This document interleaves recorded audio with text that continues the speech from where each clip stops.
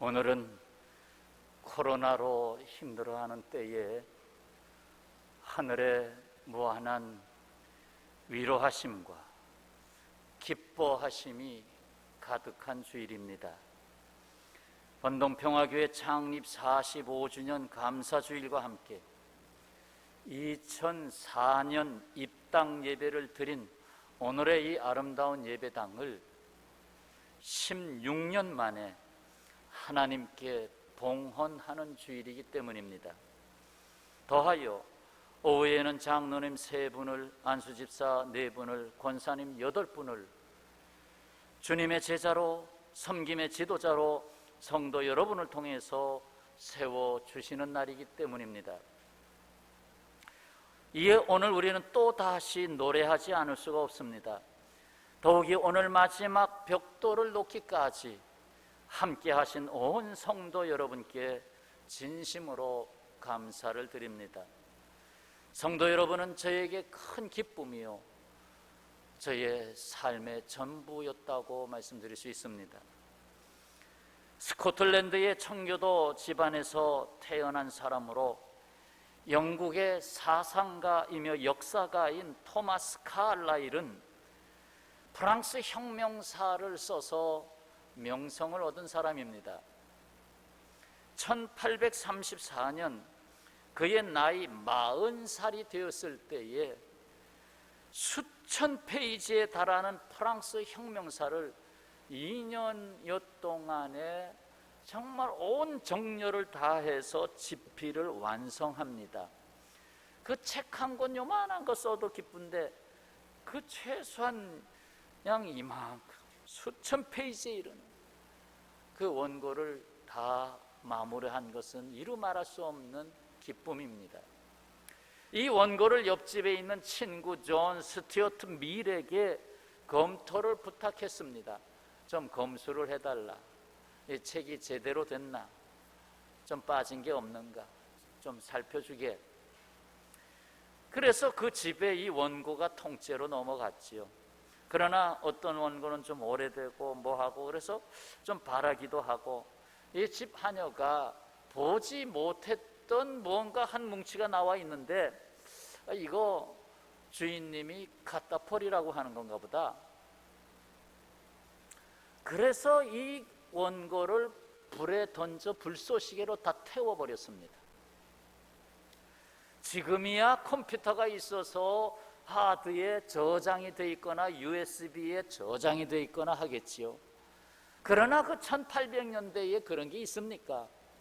그냥 써서 날아가면 없는 겁니다. 이 칼라일은 너무나 낙심했죠. 의욕을 상실했어요. 원망스러웠어요. 보통 일이 아니었어요.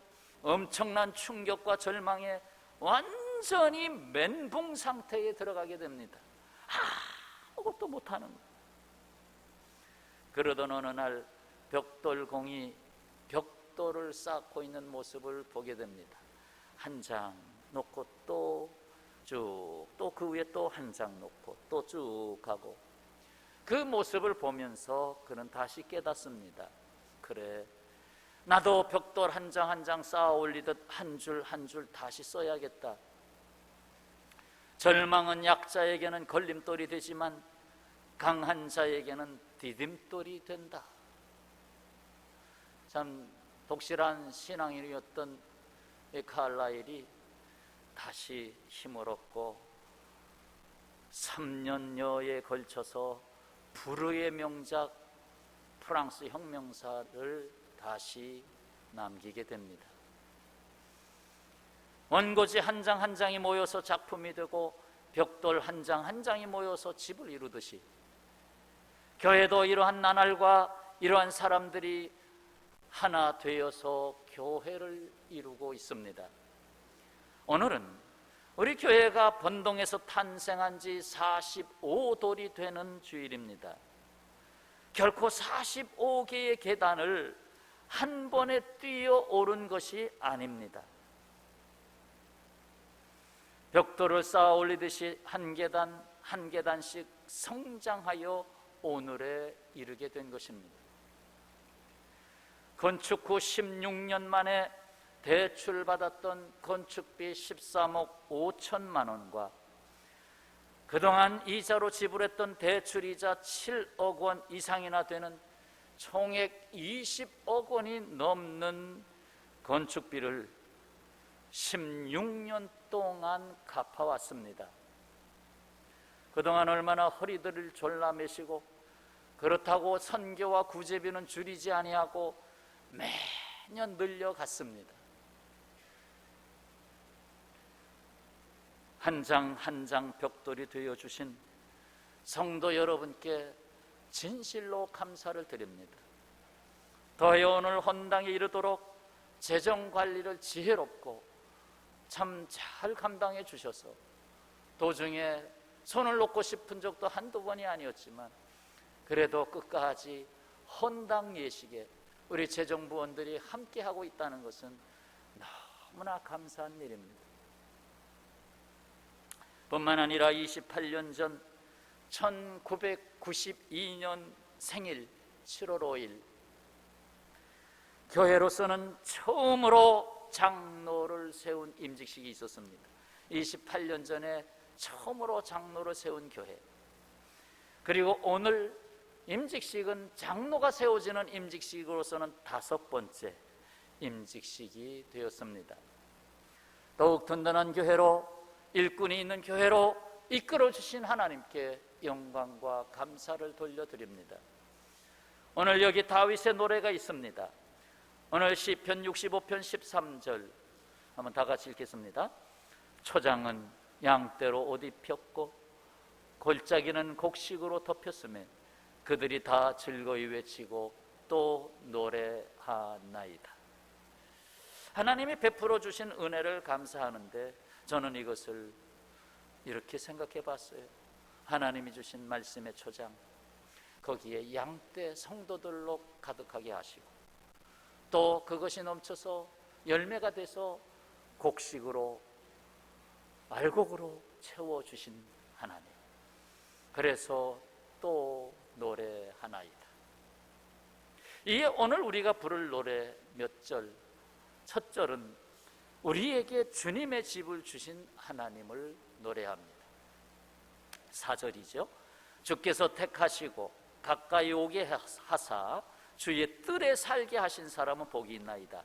우리가 주의 집 곧 주의 성전의 아름다움으로 만족하리이다. 하나님께서 다윗을 높이셔서 이스라엘에서 최고의 존경받는 왕으로, 또 다윗의 이름을 높여서 다윗의 자손 예수여 하고 붙여주게 하신 하나님, 왜 다윗을 그렇게 하나님이 존중히 여겼습니까? 이것은 다윗이 하나님을 존중히 여겼기 때문이에요. 그리고 하나님께서 내가 거기 머물겠다 하신 주의 집을 존중히 여겼기 때문에 그렇습니다. 그래서 하나님의 집이 그의 삶의 중심에 놓여 있었어요. 왕궁이 아니라 하나님의 집이 중심이었어요. 어디에서 그걸 확실히 발견하냐 하면 그가 남긴 글에 나와 있어요. 시편 5편 7절 오직 나는 주의 풍성한 사랑을 힘입어 주의 집에 들어가 주를 경외함으로 성전을 향하여 예배하리이다. 오직 나는 주의 집에 들어가서 예배하리이다 하는 예배자였어요. 시편 36편 8절 그들이 주의 집에 있는 살진 것으로 풍족할 것이라. 주의 집에는 살진 것이 있음을 알았습니다. 사랑이 있고 믿음이 있고 진리가 있고 생명이 있고 정말 살진 것이 있는 걸 알았습니다. 주께서 주의 복락의 강물을 마시게 하시리이다. 그 성전 문지방에서 생수가 흘러나와서 일천척 물이 흘러나가는 것을 에스겔은 환상으로 보았죠. 무엇입니까? 성전에서 흘러나오는 생수를 다윗도 고백하게 된 것입니다. 시편 69편 9절 주의 집을 위하는 열성이 나를 삼키고 주를 비방하는 비방이 내게 미쳤나이다. 주의 집을 위하는 열성이, 거기에 마음을 다한 그 열성이 나를 삼켰습니다. 주여, 내가 주의 집에서 죽어도 좋겠사오니, 그 열성이 나를 삼켰다는 거예요. 오늘 주의 집에서 주님의 손으로 여러분을 삼키시기를 바랍니다. 이해가 되실는지? 사무엘하 22장 7절에 내가 환난 중에서 여호와께 아뢰며 나의 하나님께 아뢰었더니 그가 그의 성전에서 내 소리를 들으시며 나의 부르짖음이 그의 귀에 들렸도다. 그의 성전에서 내 소리를 들으시며 나의 부르짖음이 그의 귀에 들렸도다. 다윗에게 있어서 성전은 기도하는 집이었어요. 무슨 일이 있으면 성전에 나아가 주여, 여호와여, 성전을 바라보고 아버지, 그는 성전에서 하나님과 교통하는 사람이었어요. 우리 인생이 정말 주의 집에서 주님과 만난 이 만남의 장소가 되는 이 예배당이 바로 지금 여러분 우리라고 하는 예배당 여기에 함께하고 있습니다. 지금 노래합니다. 우리에게 주의 집에 머물게 하신 하나님을, 무엇보다도 우리가 하나님의 집이 되게 하신 것을, 우리가 주의 전이 되게 하신 것을 찬양합니다. 두 번째, 우리가 의지할 하나님 되심을 노래합니다. 5절부터 7절까지 우리 구원의 하나님이시요, 땅의 모든 끝과 먼 바다에 있는 자 곧 온 세상의 사람들이 의지할 주께서 의를 따라 어미하신 일로 우리에게 응답하시리이다. 6절 주는 주의 힘으로 세우시고 띠를 띄우시고 7절 소요까지 다 진정하시나이다. 그러니 우리가 구원의 하나님을 온전히 의지합니다 라는 얘기입니다. 의지할, 내가 의지할 하나님, 우리가 의지할 하나님을 노래합니다. 무심하게 밤하늘에 떠 있는 달을 봅니다. 그저 조그맣게 동전 하나로 가릴 수 있는 조그만 달. 아이고, 저거 장식품인가? 하나님이 지구에 만들어 놓으신 그런가요? 그 조그만 달이 지구에 미치는 영향은 굉장히 큽니다. 그래서 바닷물을 한쪽으로 몰았다가 냈다가, 그래서 바닷물의 흐름도 주장하고 특히나 썰물, 밀물을 만들어냅니다. 그러므로 인하여 해안가에 참 풍부한 어류 자원을 만들어내십니다. 만약에 달이 없었다면 바닷물이 들어왔다 나갔다 하지 않으므로 해변가는 물의 흐름이 거의 없기 때문에 다 썩었을 것입니다. 하나님의 오묘한 작품으로 달을 만들어 주심으로 지구를 살리신 것입니다. 이처럼 그리스도인들은 밤하늘에 조용히 떠 있는 달과 같습니다. 어떻게 보면 아무런 힘이 없는 것처럼 보이는 그리스도인들입니다. 그러나 하나님을 의지함으로 얻는 힘은 대단합니다. 여러분, 달이 혼자 존재할 수 없습니다. 지구가 있으므로 달이 존재합니다. 지구가 달을 인력으로 끌어당겨서 그 자리를 지켜줌으로 있지, 홀로 놔두면 떠돌이 별이 됩니다. 하나님이 있으므로 우리가 있습니다. 내가 있습니다. 내가 의지할 하나님이 있습니다. 어떻습니까? 여러분, 여러분의 인생을 정말 하나님께 의지하고 계십니까? 아니면 적당히 끌어당겼다 놨다 하십니까? 사도 바울의 간증, 나의 간증이요 여러분의 간증입니다. 고린도후서 6장 10절 뭐가 있죠? 고린도후서 따라서 하시죠. 고린도후서 6장 10절. 혹시나 6월 10일이 되면 기억하시길 바랍니다. 6월 10일이 되면 근심하는 자 같으나 항상 기뻐하고, 가난한 자 같으나 많은 사람을 부유하게 하고, 아무것도 없는 자 같으나 모든 것을 가진 자로다. 할렐루야. 사도 바울이 왜 이 고백이 나옵니까? 자신 안에 예수 그리스도로 충만하니까. 만약에 예수 그리스도를 빼내면 거꾸로 됩니다. 거꾸로. 어떻게? 기뻐하는 자 같으나 항상 근심하고, 많은 사람을 부유하게 하는 자 같으나 오히려 가난하고, 모든 것을 가진 것 같지만 사실상 아무것도 없는 자로다. 허수아비로다. 쭉정이로다. 예수님이 없으면 쭉정이가 되는 거예요. 허수아비가 되는 거예요. 모양은 그럴싸한데, 모양은 목사요, 모양은 집사요, 모양은 권사인데 쭉정이가 되는 거예요. 그렇습니다. 우리는 내가 의지하는 하나님이 누구신지를 알아야 합니다. 이사야 40장 28절, 너는 알지 못하였느냐, 듣지 못하였느냐, 영원하신 하나님 여호와, 땅 끝까지 창조하신 이는 피곤하지 않으시며 곤비하지 않으시며 명철이 한이 없으시며 피곤한 자에게 능력을 주시며 무능한 자에게 힘을 더하시나니, 소년이라도 피곤하며 곤비하며 장정이라도 넘어지며 쓰러지되 오직 여호와를 앙망하는 자는, 따라서 하시죠, 새 힘을 얻으리니. 새 힘을 얻으리니. 여호와를 앙망하는 자에게는 새 힘을 주십니다. 믿습니까? 여호와를 앙망하지 않으면 헌 힘으로 삽니다. 아이고 밑바닥 나겠네, 아이고 아껴 쓰자, 밑바닥 나겠네. 그래서 구두쇠가 되고 호주머니는 자꾸로 닫아버리고. 그러나 오직 여호와를 앙망하는 자에게는 새 힘을 주시기 때문에 헌거를 자꾸 내놓는 거예요. 헌거를 자꾸 내놓기 때문에 새 것을 주시는 것. 헌거 뒤지지 마시기 바랍니다.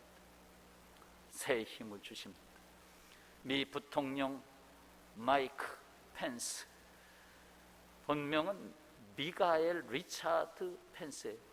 네, 마이크 펜스 이렇게 불려지는데, 최근 그가 텍사스의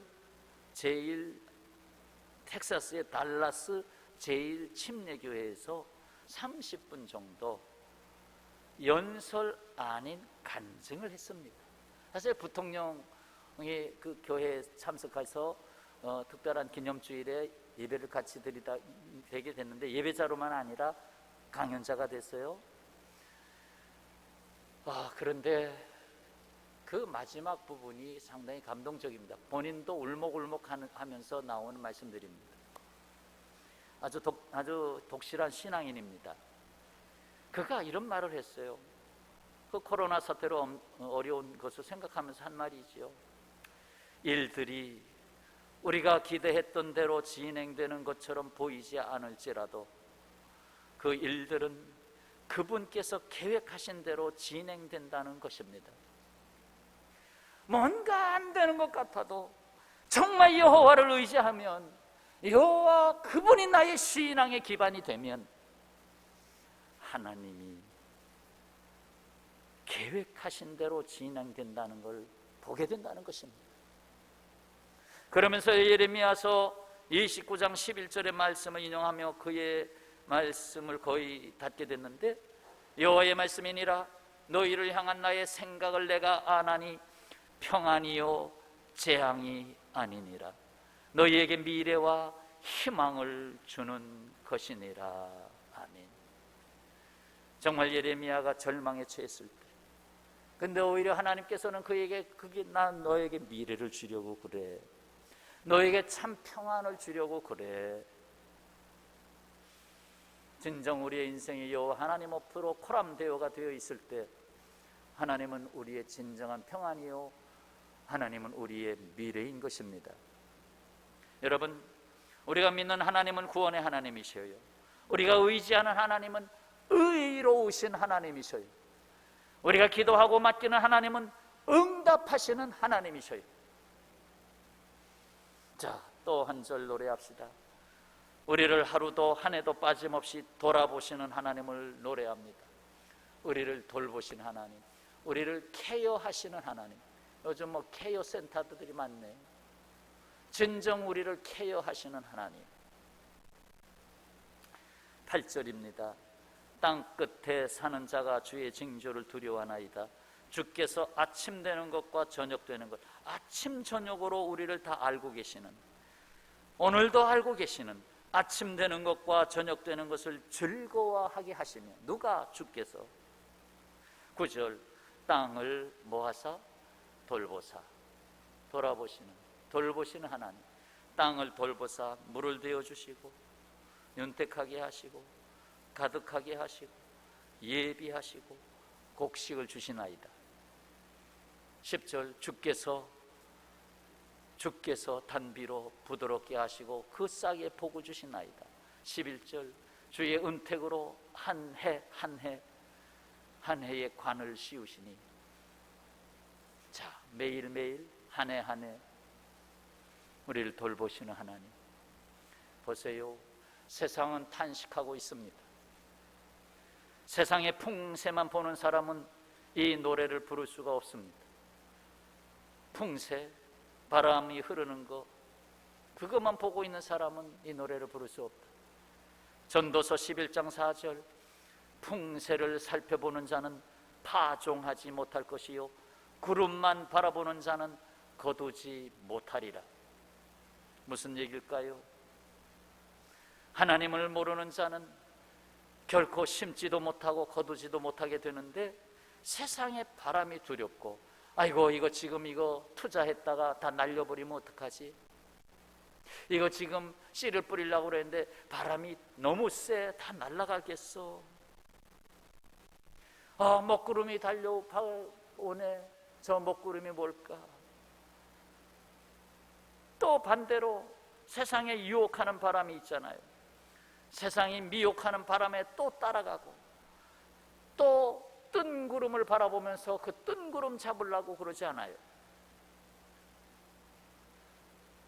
그러나 우리는 그렇게 살 수 없습니다. 주님께서 우리를 돌보심 안에서 살아야 됩니다. 주께서 나를 돌보시나이다. 그 마음에 칙한 평안이 오잖아요. 더군다나 우리의 인생은 주님이 거두시는 알고가 아닙니까? 씨를 뿌려서 거두는 알고, 말씀의 씨앗을 뿌려서. 교회라고 하는 것은 하늘의 씨앗을 땅에 심기 위해서 세우신 겁니다. 그래서 사람의 마음의 밭에 심어진 교회입니다. 이웃으로 가지가 넘어가는 번동에 심어진 교회입니다. 이 땅, 이 나라, 이 민족의 가슴에 심어진 교회입니다. 나아가 땅끝까지 씨앗을 날리라고 심어진 교회인 것입니다. 주님은 우리에게 이렇게 기도하라고 가르치시고 승천하셨죠. 뜻이 하늘에서 이루어진 것 같이 땅에서도 이루어지이다. 이방신의 노래를 부르던, 이방신의 노래를 부르던 땅이 하나님을 찬송하는 땅이 되어야 하겠습니다. 온 땅이 주께 돌아와 노래하는 그날을 위해서 말입니다. 우리는 또 새로운 가사로 노래합니다. 여러분, 시편 65편의 주어는 내가 아니고 우리입니다. 공동체로 되어 있어요. 은혜 받은 우리의 노래인 것입니다. 4절, 주께서 택하시고 가까이 오게 하사 주의 뜰에 살게 하신 사람은 복이 있나이다. 우리가 주의 집, 주의 성전에서 아름다움으로 만족하리이다. 5절, 우리 구원의 하나님이시요 땅의 모든 끝과 먼 바다에 있는 자가 의지할 주께서 의를 따라 어미하신 일로 우리에게 응답하시리이다. 코로나 시대는 우리를 깨뜨렸습니다. 어떻게 해서든지 거리 두기를 하기 때문에 우리라고 하는 그 가장 중요한 가치가 깨졌습니다. 회복돼야 되지요. 그나마 그래도 교회는 이 세상을 창조하신 하나님을 예비하고 그래도 우리를 지켜나가려고 정말 애를 쓰고 있습니다. 우리라고 하는 공동체로서 이웃과 함께하는 교회를 노래합니다. 우리는 지금까지 이웃과 함께하는 교회로서 미흡했던 부분이 많습니다. 한다고 했지만 무거운 짐을 다 해결하지 못해서 사실 사택에 걸린 것도 아직 남아 있어요. 그건 둘째치고 어쨌든 예배당이 다 해결되게 된 것은 우리에게 새로운 시작을 알려주는 것입니다. 우리는 또 노래할 새 노래가 여전히 남아 있습니다. 이에 오늘 교회 생일과 함께 더욱이 예배당 동원과 함께 주께서 더욱 들어 쓰실 교회로서 또 노래할 가사를 써 내려가는 교회가 되어야 하겠습니다. 이에 말씀 두 절을 담고 말씀을 접겠습니다. 로마서 12장 15절 말씀. 즐거워하는 자들과 함께 즐거워하고 우는 자들과 함께 울라. 에베소서 1장 23절. 자, 다 같이 읽겠습니다. 교회는 그의 몸이니 만물 안에서 만물을 충만하게 하시는 이의 충만함이니라.